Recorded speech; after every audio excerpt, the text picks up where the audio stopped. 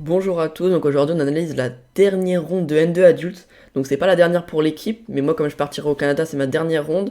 Du coup il restera une ronde que je ne pourrai pas jouer. Mais en cas de victoire aujourd'hui, on sera déjà sûr d'être en N1 adulte l'année prochaine, une ronde avant la fin. Et donc moi je raterai une partie, mais elle n'aura aucun enjeu sur la poule. On finira dans tous les cas premier en cas de victoire. Donc on joue contre Boulogne, ils sont deuxième de la poule avec deux défaites de retard sur nous.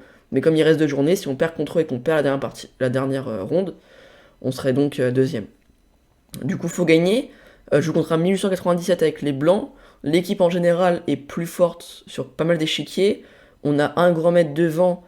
On a deux grands mètres devant, un mètre, un 2100, deux 2000, moi et la féminine qui est 1900. Et en face, c'est 2100, 2100, 2000, 2000, 2000, 2000, 1800 et 1800. Donc un peu moins fort, mais il faut quand même faire attention. Du coup, voilà, juste avant que la vidéo commence, n'hésitez pas à liker et vous abonner si ce n'est pas encore fait. Et lâcher un petit commentaire à la fin de la vidéo pour le référencement. Du coup, c'est parti. Du coup, j'ai les blancs. Et là, je vais sortir pour la première fois ce que je vous ai parlé. Pendant le tournoi du Péreux, je vous ai dit, dernière fois que contre les plus petits Elo, donc plus petits Elo, je compte sur moins de 2000 feeds. Je jouerai très très rarement maintenant mes ouvertures que je joue contre les plus forts. Pourquoi? Parce que c'est des ouvertures qui sont là pour pas forcément avoir des positions hyper ouvertes, des positions plutôt fermées, et c'est pas hyper compliqué de réussir à tenir, on va dire. Et du coup, contre les plus forts Elo, c'est bien, mais contre les plus faibles Elo, c'est plus compliqué. Du coup, ici, premier coup, j'ai raté. Cavalier C3. Qui est C3? Donc c'est quoi l'idée? Si me joue. En fait, c'est très simple. Sur quasiment toutes les ouvertures au monde, je jouerai cavalier C3 dans l'ouverture. Du coup, en fait, en jouant cavalier C3 au premier coup, quoi qu'on me joue, je retranspose dans une partie que j'ai. Dans une ouverture que je connais. Si on me joue la carocane ici, bah je joue la carocane. Française, je joue la Winaver. E5, je joue la viennoise.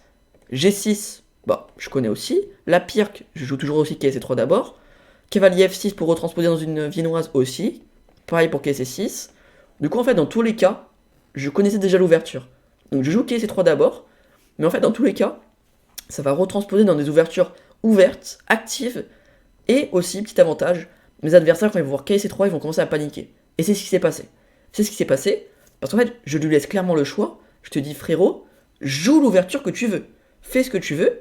Mais en fait, ils vont tellement être perturbés par KC3 au premier coup, qu'ils vont se dire, ok, bon, déjà, je prends le son avec D5. Ça, je vous dis, quasiment tous vos adversaires vont le faire. C'est quasiment le coup le plus joué. Vraiment, ici, D5. Ok, C5 aussi pas mal. Mais là, c'est la database des joueurs titrés. C'est database joueurs titrés, ça. Du coup, bon, je vais pas jouer des joueurs titrés. Enfin, j'ai joué beaucoup plus de joueurs non titrés que de joueurs titrés. Du coup, on peut pas trop s'y fier. Mais vraiment, D5, même pour les titrés, c'est le coup le plus joué. D5, et ici je joue E4. Si je joue C6, carocane, E6, française, puis on prend, cavalier prend, et D4, je reviens en E2, et après je casse le son avec C3. Du coup, ici, je joue C6. Donc je me dis, ok, je vais jouer D4, et on va jouer une petite carocane. Prise, prise, fou F5, touk, touk, touk, et voilà, petite carocane. Et en fait, là, c'est ça qui est drôle aussi avec cette ouverture, c'est vraiment. Ça fait un peu paniquer, quoi. Ici, il m'a joué E6. E6, c'est pas forcément un mauvais coup, si ensuite, il joue la bonne suite. Ici, voilà, il n'y a pas encore de gros soucis, hein, voilà, bon. Déjà, avec les blancs, on va être à plus 0,80. Au bout de 3 coups, c'est déjà agréable, mais c'est pas non plus le drame ultime, quoi, pour les noirs. Ça peut se jouer. Le problème, c'est la suite. Le problème, c'est la suite, et surtout, en fait, les gens, ils peuvent transposer dans leurs ouvertures, mais en fait, ils vont pas réussir à le faire. Parce qu'ils vont être, je pense, matrixés par le premier coup de C3, et ils vont être un peu perdus. Du coup, là, c'est le cas. Il me joue C6 puis E6, et quand je vais jouer fou E3, il me joue cavalier F6. Et en fait, qu'est-ce qui se passe? Et ça, vraiment, c'est pour ça que KS3, il faut quand même avoir une bonne connaissance dans les ouvertures. C'est en fait, on remarque qu'après E5, cavalier D7, F4, je retranspose dans la variante Winaver sur la française, mais avec un temps d'avance. Regardez, je vous la fais. Ah, je peux pas vous la faire, merde. Comme j'ai enregistré le truc. Je peux pas vous la faire. Attends, je peux vous la faire comme ça. Voilà. Ça, c'est la variante Winaver. On remarque qu'ici, on arrive dans cette position. Regardez la différence entre ça et ça. Ah, surtout, en fait, c'est surtout après ça, en fait. Ici, c'est au noir de jouer. Ici, mince. Ici, c'est au noir de jouer. On remarque que j'ai une pièce de plus de développer. En fait, j'ai gagné un temps. J'ai gagné un temps par rapport, par rapport à la Winaver. Et ici, en fait, il me joue G6. Il me joue G6. Attends, d'ailleurs, j'ai gagné un temps, hein, je dis pas de bêtises. E4, E6, D4, D5 et C3. Cavalier F6, E5 et D7. F4, C5. Cavalier F3, cavalier C6. Fou E3. Non, ok, c'est pas la partie. Fou E3. Attends, ça, Fou E3, Dame D2. Oui, ok, voilà. Et là, j'ai gagné un temps, ok. Donc, Dame D2. Il me joue G6, personnellement, il joue Dame B6, et après, je joue Dame D2. Du coup, j'ai réussi à gagner un temps. Du coup, il me joue G6. Parce qu'ici, ça se voit, hein. Quand le mec, il me joue C6, puis E6, puis C5, c'est qu'il connaît pas la française. Du coup, j'arrive à retransposer dans une française avec un temps de plus, contre quelqu'un qui ne joue pas la française. Je pense, parce que vu, après comment il me l'a joué, et le temps qu'il a pris, je ne pense pas qu'il connaissait. Je pense pas c'est ce qu'il joue. Du coup, j'arrive à retransposer dans une française avec un temps de plus, avec une ouverture que je joue fréquemment, contre quelqu'un qui ne joue jamais ça. Du coup, là, c'est un avantage exceptionnel. Là, ici, avantage exceptionnel. Du coup, il me joue G6. Bon, il connaît pas. Voilà, ça peut être un coup comme un autre. Je joue Grand Roc. Et il me joue Dame A5. Peut-être pour préparer A6, B5, etc. Du coup, moi, je fais G4. Je prépare peut-être une poussée en F5. Et il me fait pion prend D4. Bon, cavalier prend. Et il me fait cavalier prend. Faux prend. Ici, j'arrive dans cette position. Clairement, position de rêve. J'ai le centre. La paire de fous. Une menace de faire F5, prise, prise, prise et E6.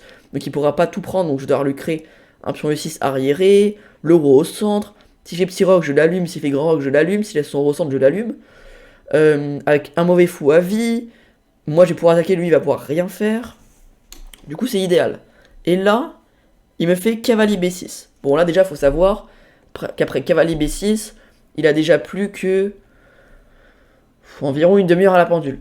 On avait 1h30 au début, donc il a plus qu'une demi-heure. Moi, j'ai encore 1h15 environ. Du coup, voilà, moi, je suis plutôt tranquille. Quand j'étais plus petit, je jouais tout le temps cette ouverture-là. Du coup, je connaissais.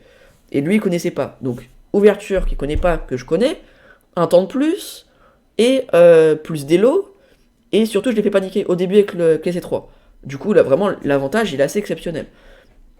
Et là, en plus, cavalier B6, c'est le coup qui va lui faire perdre la partie. Bon, déjà qu'il était pas bien. Là, déjà, c'est plus 1,5. Mais cavalier B6, ouais. Cavalier B6 directement, boum, cavalier B5. Cavalier B5, c'est fort. Donc, s'il fait dame prend A2, c'est la partie, je fais dame C3. S'il prend ma dame, je fais juste tour prend. Et en fait, ça va être quoi l'idée? Je me laisse caisser cette fourchette. Du coup, il me fait roi D8. Et sur roi D8, je fais cavalier prend A7. S'il fait tour prend, je fais fou prend, échec et je gagne la tour. Et s'il me fait genre cavalier D7 pour se développer, enfin pour bouger la menace, hop, cavalier B5. Et sur tour prend A2, on s'en fiche. Roi B1. Il repart avec sa tour. Et voilà, je me développe. Ici, je suis à plus 2 parce que l'avantage, il est exceptionnel. Espace, développement, paire de fous, mauvais fou en face, centre, le F5 qui arrive. Bref, tout. En fait, j'ai plein de plans, il n'a pas de plan. Donc vraiment, c'est facile à jouer. Du coup, dame prend D2, pas possible à cause de ça. Et du coup, dame prend A2 forcé. Dame prend A2. Et là, je fais dame C3. Pourquoi je vais pas caler C7 directement? Parce qu'il va me faire roi D8. Et quand je vais vouloir prendre la tour, il va me mater en 1.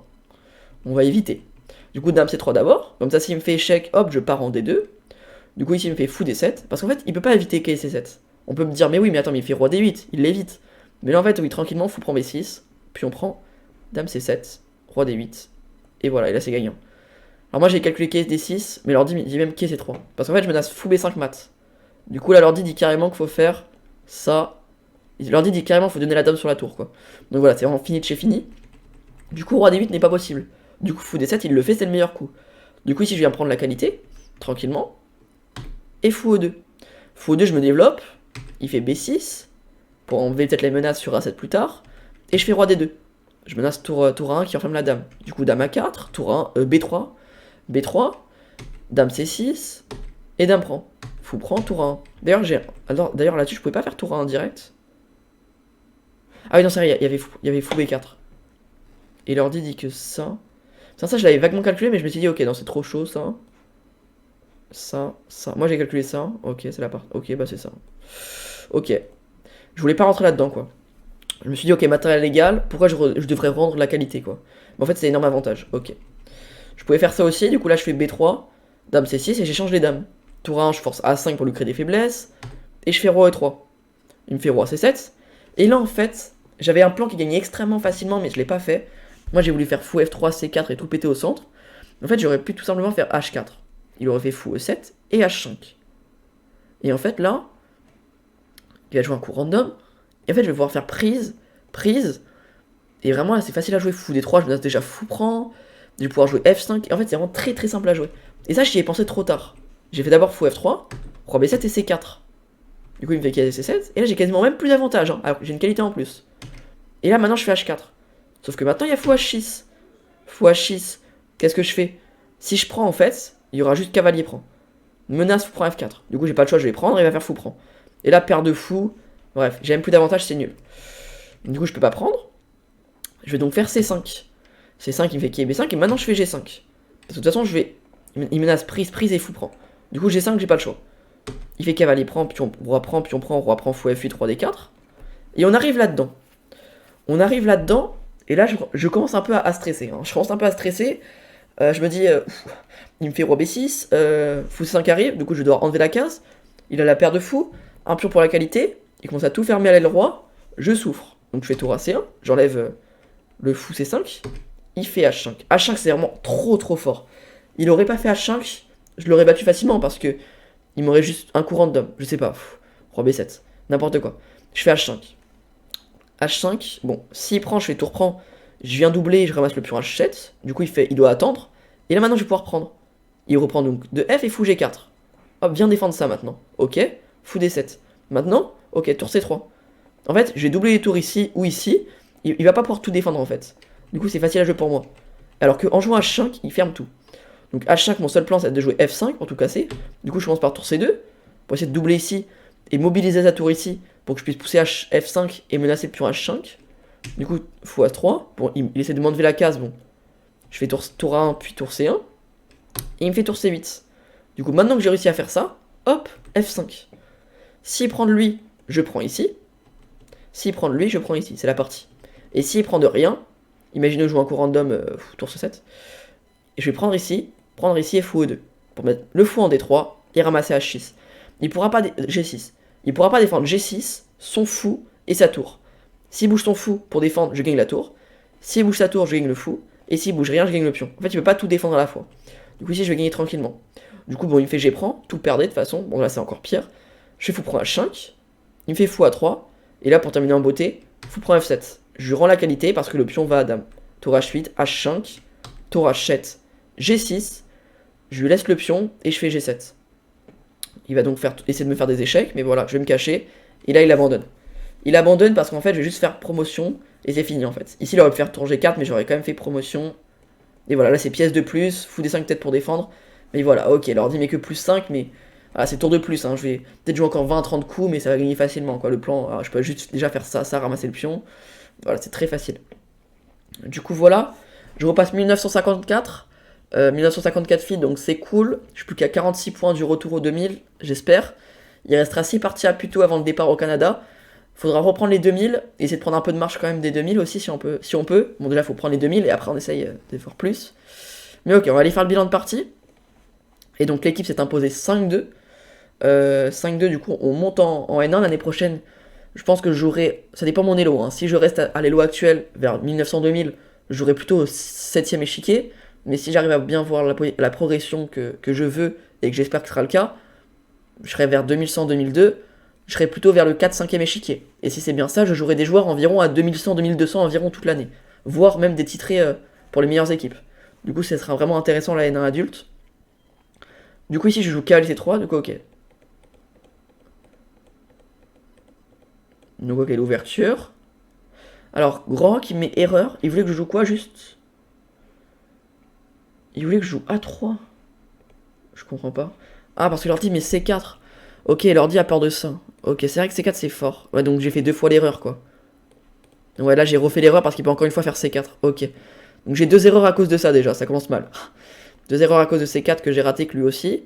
Et là à partir de là, ouais, là, alors là c'est tellement simple. Là ici c'était vraiment donné. Ouais, là j'ai...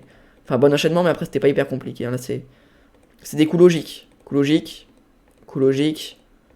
Ouais, là faut j'ai raté avec H4. Là je rate l'idée avec H4, pareil.